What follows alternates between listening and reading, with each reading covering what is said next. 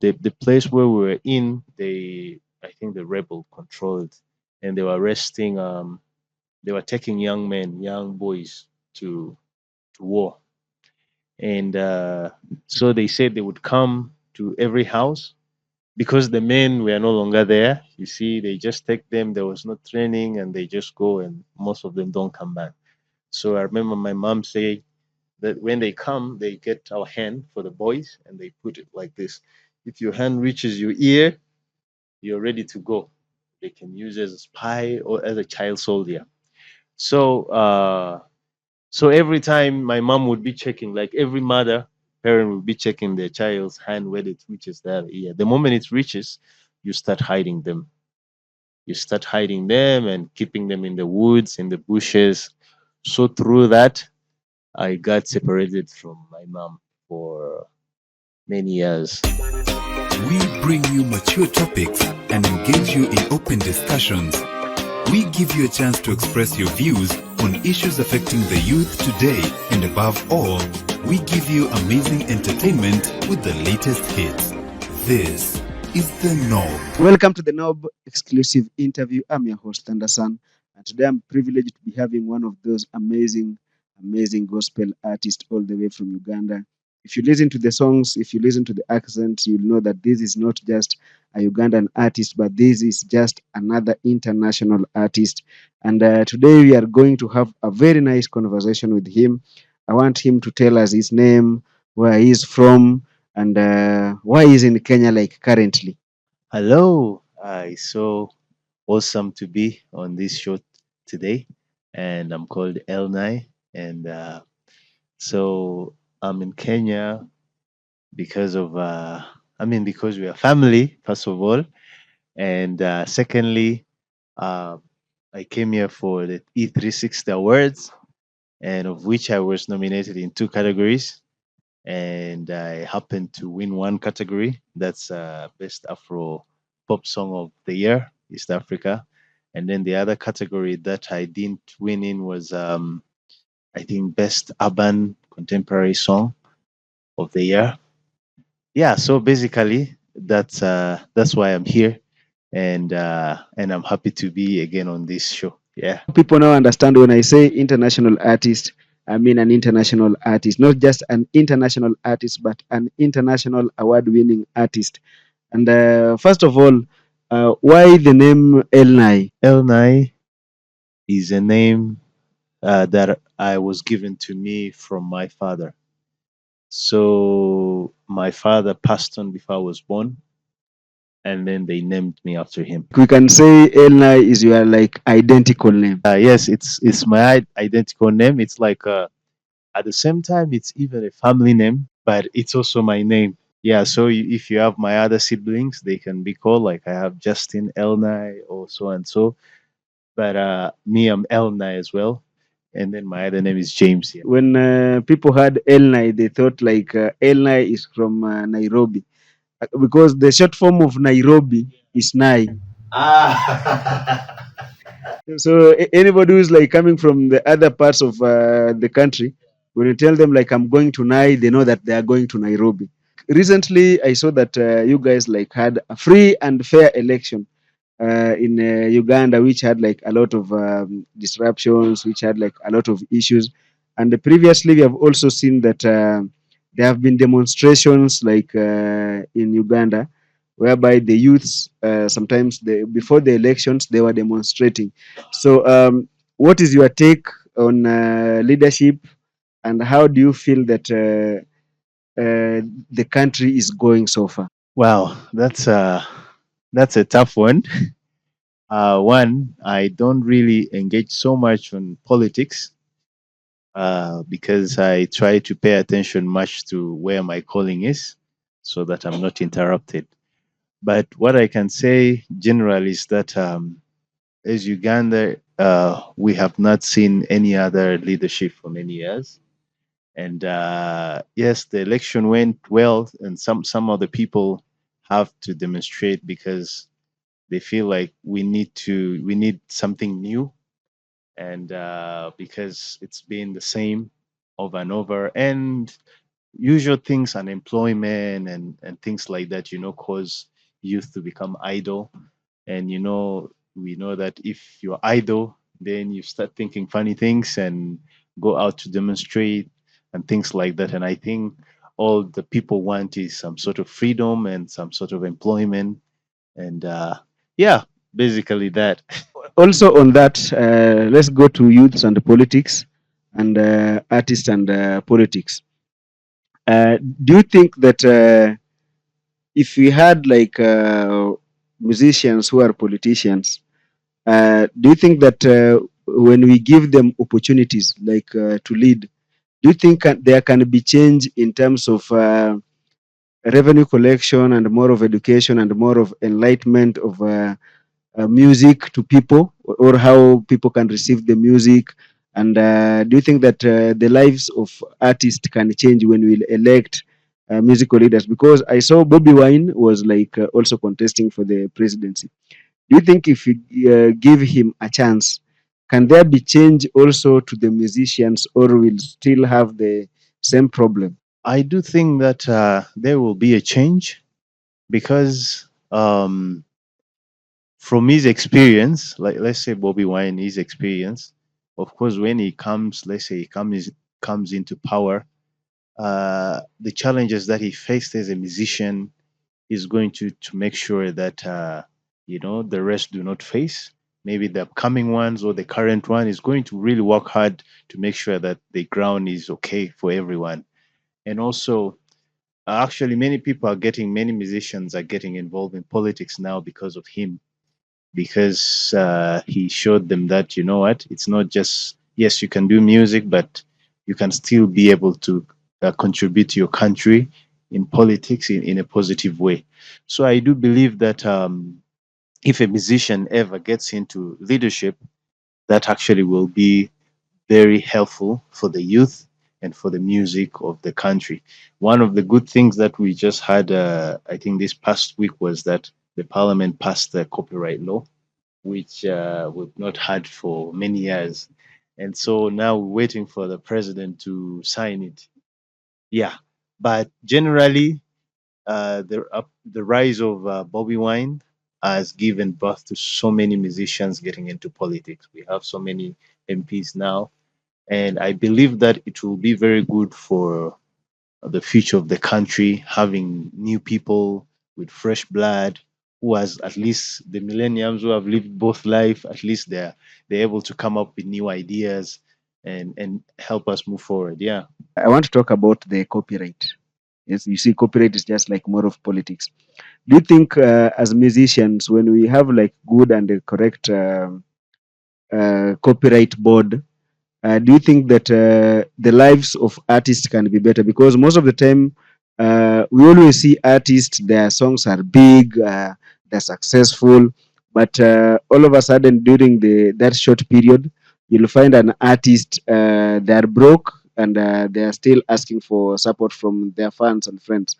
Do you think if we have the copyright board coming through, do you think that they can help us do the regulation and help us also like as artists to support ourselves in terms of we can also use the collections to invest in other things? Yes, that's absolutely correct. Because when you look at artists these days, I think maybe almost all of Africa where copyright is not there, you can only make income maybe when you go for a concert, maybe when, like those days when you sell the albums, the physical.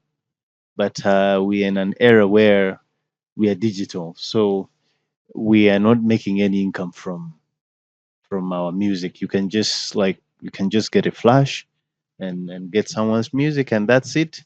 So basically, you do it mostly for the love and some for the fame, and at the end of the day, you remain broke. Like, you go for a show, you have no means of transport, and after the show you start thinking, what am I eating, where am I going to stay? So you find that people are not able to engage fully in music because they cannot sustain themselves. So you just do it for the good of doing it, for the love, but not really to generate something out of it. And so I think that this law can help.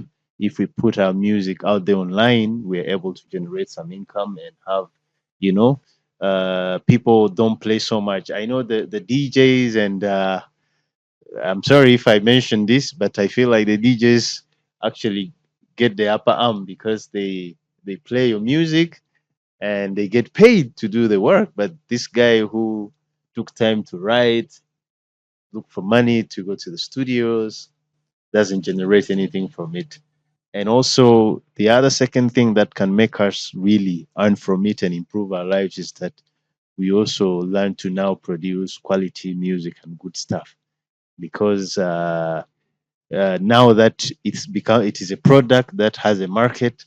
So we have to put something that is very good to the ear and good to the eyes, so that it can also generate income and improve our lives.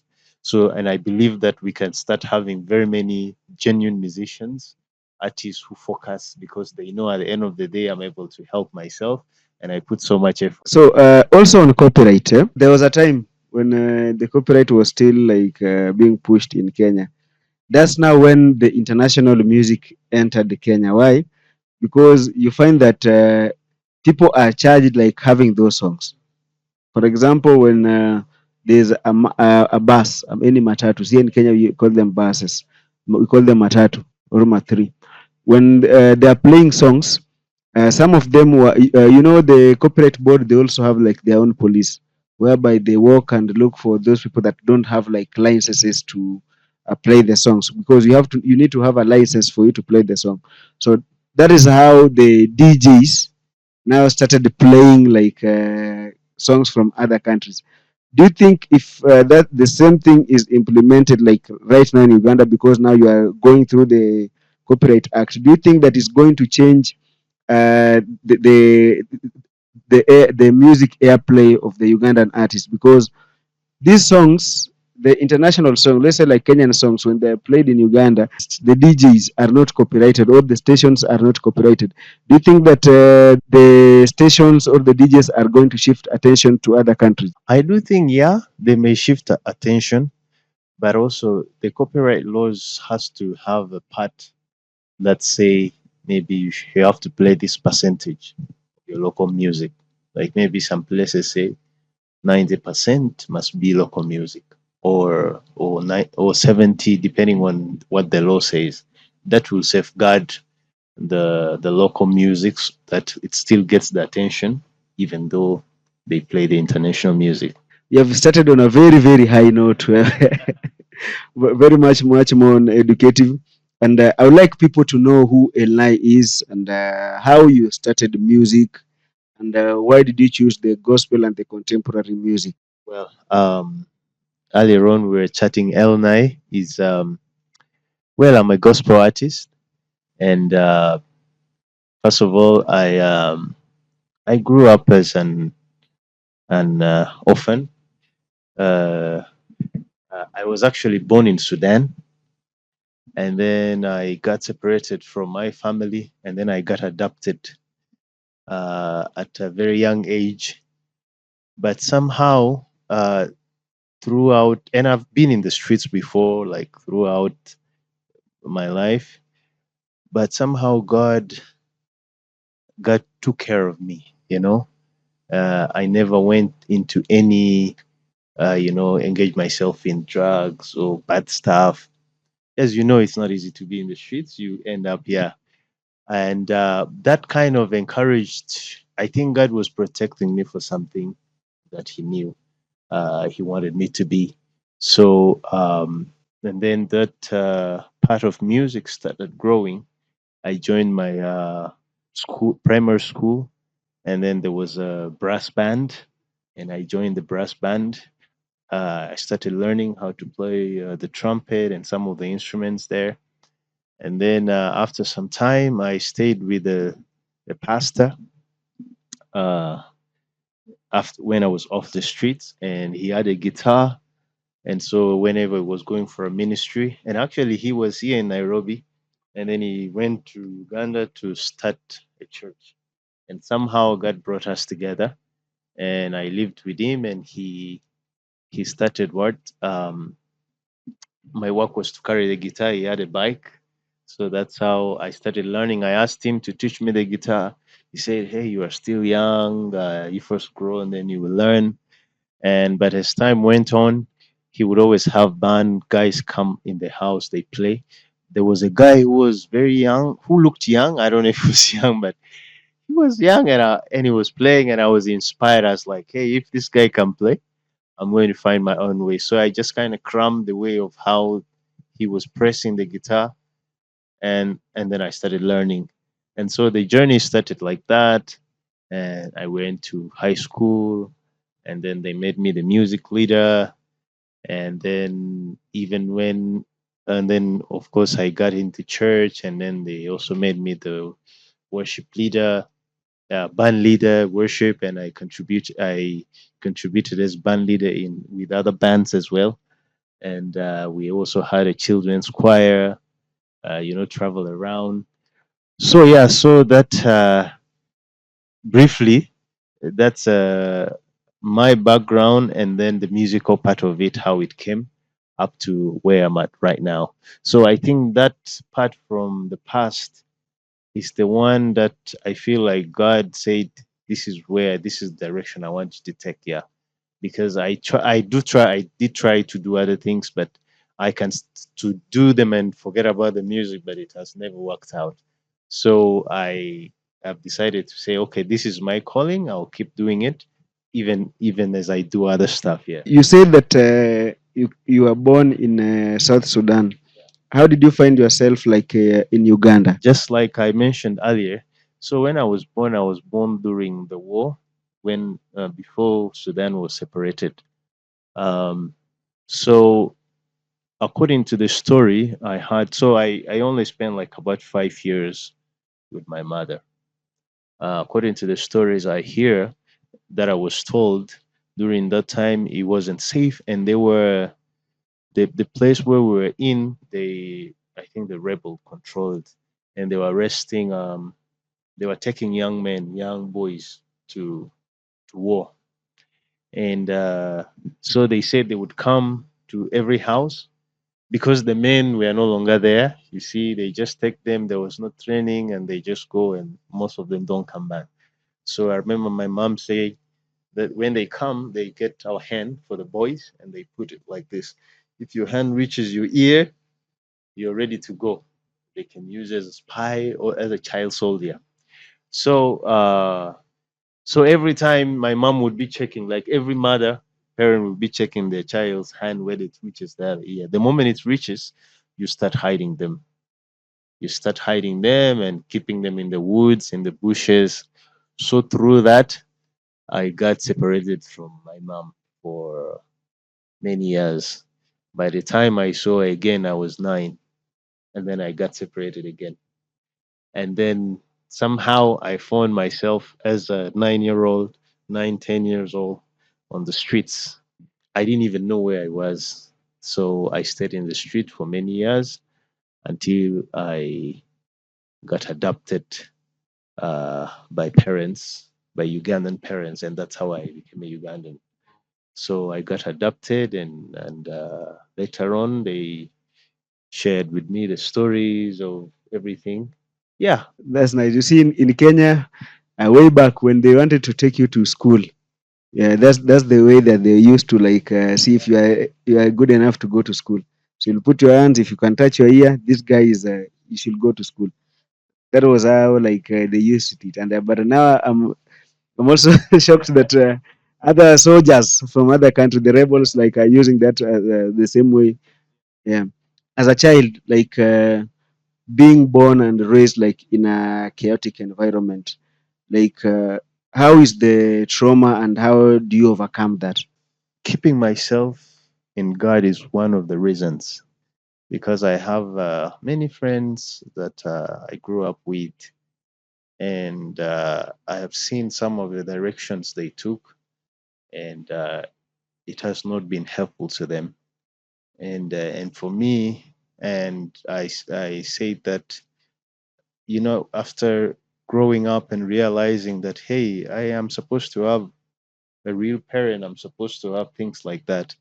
So that kind of became my strength instead of at some point it was putting me down, but after some time it became my strength that God has kept me for a reason and He knows what He's doing. So I hide myself in Him through the music, and I'm able to overcome those traumas and try to keep myself like as much as possible away from politics. And because as a child, like it's not good. I can say I lost part of my childhood, and so I try as much as possible to be good and to the street children and the privileged. I try my best, and also because I've seen blood, I've seen things like that, which is yeah, which of course can be traumatizing. But I try as much as possible to keep in the Lord always. So let's say like now when you are writing like songs, what goes through your mind like when you are coming up with the ideas of like a song that you want to write? For example, like the song that you did, "The Better Way." Like, what runs in your mind when you are writing the songs? Yeah, so most times I when I have my quiet time, whatever scripture God gives me that moment, I always have a pen and notebook in my phone, and as I'm studying the word, that's where uh, I write the songs from. I feel God reveals to me the lyrics from that scripture, and then and as soon sometimes it comes, the lyrics comes right away. Sometimes the melody. So when the melody comes, uh, I either grab my guitar, play, or sing it to my phone and record it so that I won't forget it. Yeah, so that's one way, and then the other way is like sometimes I'm just seated or doing some other stuff, and God just brings something in my mind, and then I start working on that immediately. Or if I get a guitar and I just keep playing, that doesn't happen a lot, but somehow maybe, then God puts for me a melody in my hand as I play, and then I write the songs. And like the song you mentioned, "Better Place," um, basically I'm trying to say that I have been in all these other places. I've moved around the world looking for something better, but I realized that whatever I found wasn't okay. But the moment I focus on the Lord, then everything that was better was actually better. So the better place is found in the Lord. You can do your business, you can do whatever you want to do as long as you do it in the Lord.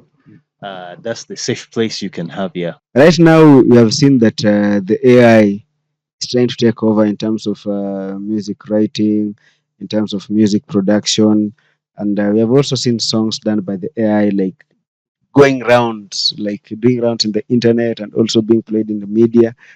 Um, what do you think is the future of music, and what do you think that as an artist you need to do for the AI not to overtake you? Because there's a time we had rumors that there are songs from Davido's album that were done produced by the AI. We love to have technology, and I think the issue of AI is not just even in music only, but almost everywhere. Almost everyone uses AI now. AI is good, I think, if we use it rightly. Because I know I do some production too, so I do know that people you can actually use AI in the right way.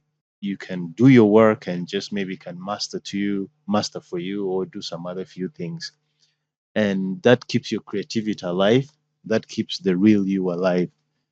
But if you become lazy and you just feed everything to AI to do it, it will do it for you.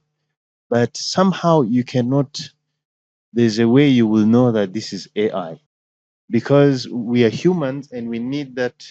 There's that element of being human should appear in your song. You cannot be 102% correct. Hmm? At least you have to be 99. You can be 100, but still we can be able to see something and say, I wish there was something a little bit about this song, maybe in the audio or in the video. That is the human nature. But if you don't have any room for error, then you're not human. That makes it hard. So I think that we can, AI is good if we use it the right way. But if we don't use it the right way, then it's going to take up the industry and then we are going to become lazy. And this is what is going to happen when you meet, you have to have a concert and then we fail to hear the similarities. We see something else and we wonder, is this the same person who did this work? So it becomes difficult for you to replicate that work. So I think that as artists, we need to be careful with AI. We can use it rightly, but let's not allow it to kill our creativity. It will still remain AI. It is still artificial, and also like even the systems that we have with the technology can still detect and say this was AI generated. Yeah, and you may not even, unless you buy, like they have the options where you can actually pay and you own the whole copyright. But this they and then there are those that do those free works. You can upload them everywhere, but at the end of the day, it's not really yours. It's not you. Today we are talking with a guy who ran away. He never wanted to hold a gun. The parents never wanted him to hold a gun, and then he went back holding another instrument which is more dangerous than a gun, which is the guitar. Music is much more dangerous than any other instrument. Why? Because music speaks to your soul. The gun hurts your physical, but music can hurt your spiritual feeling, the inner you, not the outer you. I've seen there's a song that you did with you are like on a camp, on a IDP camp, on an UNEP, I think, kind of an environment. So was the song sponsored by the organization, or that we just sat down and remembered what you went through and then decided to write something? Well, thanks for bringing out that statement. For sure, music is more powerful than a gun, and it affects the spirit and the soul.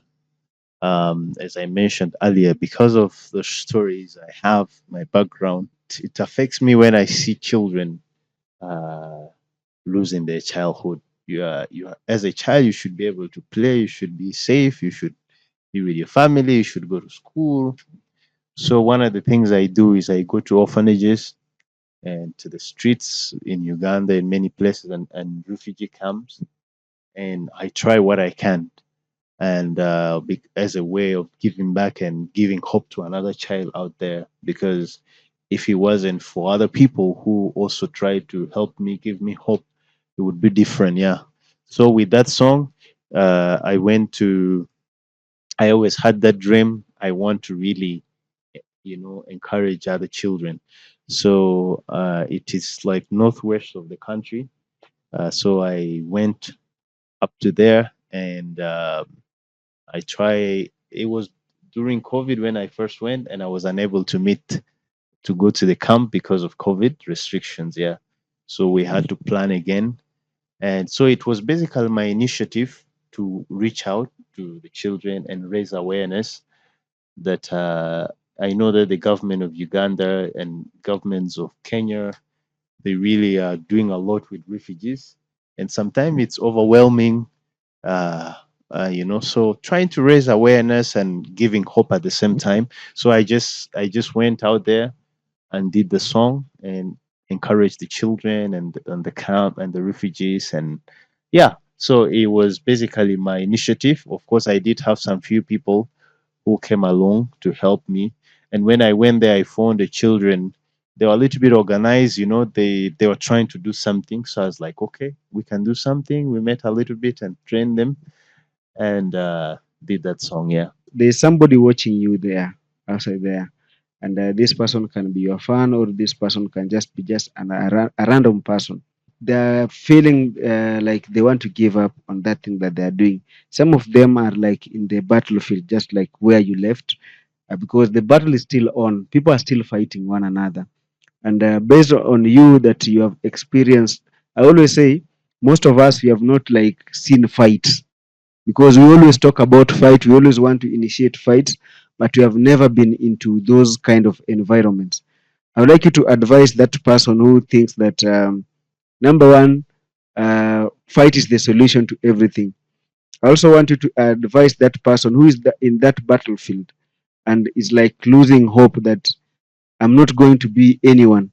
There's that parent outside there that their kids are born in such kind of environment, just the same that you were born in. I wanted to encourage them and tell them something that if your son is there or your daughter is there, can you get out of that place and you become somebody just like you? Thank you very much. I hope that I remember all that to answer them correctly. One, um, I'm a living testimony of how life can take you. Some time back, I used to think that I had the worst story ever. So until I started paying attention to other people's stories, then I realized that we all have stories and we can all get out of them. And first of all, I never saw my father. I I got separated from my mother at 5. I never got to know my siblings. I got to know them later, some of them. But I'm here today. And what has helped me, one, is because I put my trust in God. That's one thing that has been pushing me. And number two is giving an ear to someone else. Like I said, I used to think that I had the worst stories. Then I realized that there are people actually who have not gone through what I've gone through. They have all their parents around, but the parents are not in their lives. So I asked myself, me and them, who's better? They have the parents, but they are not taking care of them. They are not taking their responsibility. And then me, who has never tested that. So, I mean, these people are going through a difficult time. It's worse to know that you have someone who's supposed to take responsibility and they're not taking. It hurts. But it's hard for you to encourage yourself. But the one who doesn't have you, so after all, I have nobody, I have to do it myself.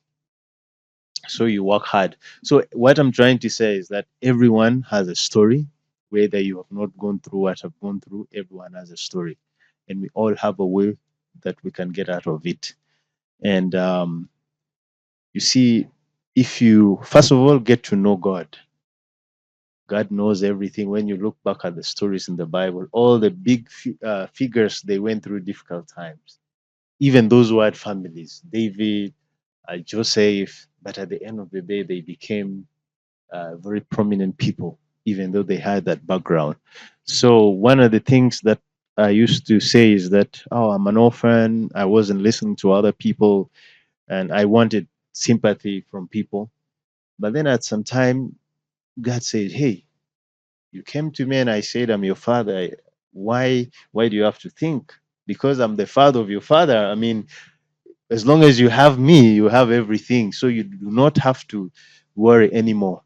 And also I realized that once you're 18, you're an adult and you have to forget about being an orphan, because now you have to people are looking up to you now. You have to start making life happen, and you are now responsible for your life. You can no longer be saying, hey, I need this and that. Do something. So I know there are many of us out there who are in that state. You're in 20s and 30s, and or even less or more, and you still keep singing the song of I'm an orphan. It's a fact. We're not taking it away. But that will not change anything for you now. But you can change it. You can start. Yes, I'm an orphan, but I'm going to start a new story. This is how I'm going to do it. And as long as you're in the Lord, you will be able to do the right thing. Start figuring, get out of your comfort zone. We may not have anything to start with, but the little you have can always, if you start in the right way, can always help you. Like Jesus said when he fed the 5,000 people, he said, what do you have? So what you have, you can start with it. Maybe it's a talent, maybe it's just your story. Because, like before, I used to find it hard to talk about my story. But the more I open up to God and listen to other people's stories, I realize that I have to share mine to encourage someone as somebody's story encourages me. And that gives confidence for you to stand up and do something better. That's nice. At least you see, most people always have like they like complaining and they like sympathy. Like me, I'm from this place. Me, I want help in this manner. So at least you have heard from. You see, when I say it, it will sound different because me, I'm not like from that environment. But if somebody from that environment talks to you and tells you about it, then for you as a person or you as a youth outside there, there's a lot that you need to learn and there's a lot that you need to change. So as we wind up, one, I would like you to give us a cappella of one of your favorite songs that you like so much. And another thing, I would also like you to first tell us, like, which artist will you think that we would like to work with? Maybe Kenyan, Ugandan, or maybe an international artist because we are on an international level. And after giving us the a cappella, you can give us your social media handles. So I will give you a cappella of one of my new songs. It's called Auditions. And just brief story around it is that the life we live on earth is just like auditions.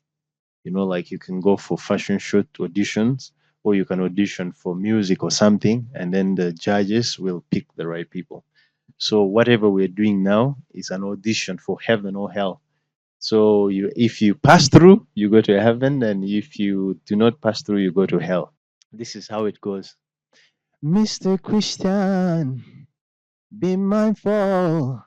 This life we're living ain't forever. Mr. Christian, be mindful. This life we're living ain't forever. It's just additions for the life we can live when it comes back. Earth is just an addition for heaven and hell. Earth is just an addition for heaven and hell. Earth is just an audition for heaven and hell. Earth is just an audition for heaven and hell. Yeah, so basically that's auditions with a new song, and I'm working on its video, but I have the audio on YouTube and also a visualizer on YouTube. So to get me on social media, first of all, YouTube, you can go and look for L9, and the spelling is E uppercase, L lowercase, and then space. Then you have N uppercase, and then AI lowercase, L9. And on Facebook, you can find, I have two accounts. You have L9 Music and L9, and Instagram, L9, and X, the same. And the music is all the musical stores around on Spotify, Apple, and all that. And you also asked me about musicians that I would love to work with. Yeah, first of all, in Kenya, I love Shoti Babaya. So I that would be an awesome privilege if God brings that one day. But also, I'm also open to whatever God will bring, because God will bring someone else, and I'm okay with that. And of course, back home, um, there are quite a number of artists that I would love to work with. Of course, Levikson is my good friend. When I had a concert, he came, and I had my first concert when I was in school. I didn't know what I was doing, but somehow I had a concert and he came and he did for me for free. He didn't ask for any money, and in turn, I also did for him a cover for one of his songs. So yeah, I think he would be one of the persons that I would love to work with. But besides that, um, whatever God brings, I am okay as long as it's God's will. Yeah. And I already have a couple of other people that with programs going on in the background. And then internationally, I would love to work with other big names maybe people like Kark or Travis Green and things like that. Yeah. Oh, what's this? Torren. Yeah. Yeah. As we wind up, I would like you to tell us what to expect from you. Tell your fans, because we would like to know what you are planning for us as your fans. The most thing that is coming soon is the video for auditions. So the song auditions is already out there on all the platforms. It has audio and visualizer on YouTube, and then the official music video is coming soon. And it was shot both in Uganda and in Kenya. So we will have the two countries covered. And then I have other projects that are underway, some collaborations that we're working on. So I think 2026 expect a lot from me, and God has just started something new, just like the song that won the award, and He's about to do more. And let's be together, and I want you to be part of this journey. And we walk together, and we celebrate life together, and celebrate Jesus together. So that has been Elnai, one of the most amazing gospel ministers all the way from Uganda. And like right now he has like three nationalities. He's a Kenyan, he's a Ugandan, he's a Sudanese also on the other side. So as an artist outside there, you see that challenge that you're going through does not like determine your end. Whatever you do, you have to work extra hard for you to get to the level that you want to. You are the one who understands your vision. So if you have a certain specific vision that you want to be a big person, you'll have to work for it to take you to that level. One thing I would say is that I have this T-shirt I'm putting on, and it's one of my work. If you can read, it says, "His will, His bill." And for some time, I found it difficult to release music or do video or do any other thing because I didn't have the cash. And so I relaxed a bit. But then I realized that, hey, I read somewhere and said, if it's His calling, He will what? He will make sure it will come to pass. It shall come to pass. So I was like, okay, that means if it's God's will, He will take care of the bill. So this encourages me all the time. I will see an obstacle, but I will keep focusing. I say, as long as it's His will, I'm going to pursue it. So let's say the thing is supposed to maybe cost maybe 100,000, and I only have 1,000. I am going to keep focusing on doing it, and I know God will multiply that 1,000. So as long as it is God's will, you may be in a place where you even have zero. Do not lose hope. You shall make it. Keep the vision, like you mentioned. Keep the focus, and you shall overcome it. Nothing to add on top of that. Follow us on our social media platforms. That is Lightcast TV Kenya, Lightcast TV Entertainment. Subscribe and hit that notification bell. Remember, we always say support the local artist, because even your favorite artist was once a local artist and they got a great and amazing support from people like you that made them an international artist. So, what do we say? Let's meet next week, same place, same time. This is The Knob.